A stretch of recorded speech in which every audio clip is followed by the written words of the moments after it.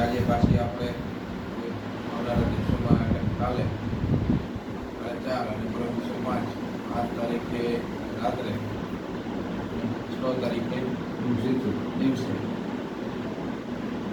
સમાજમાં મુસ્લિમ ધર્મમાં મોહરમની જે ઉજવણી થઈ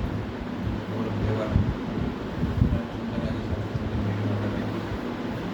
આપણા ગામમાં વડિયામાં જ્યાં સુધી મને ખ્યાલ છે ત્યાં સુધી અમારા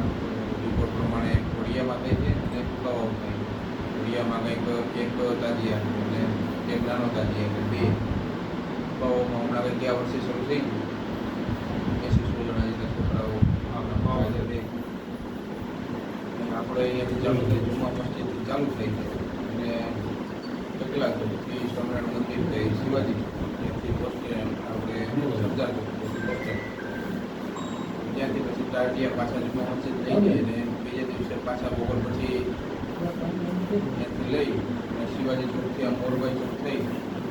અને નગર બાજુ જઈ પછી ઠંડા થાય છે એવું છે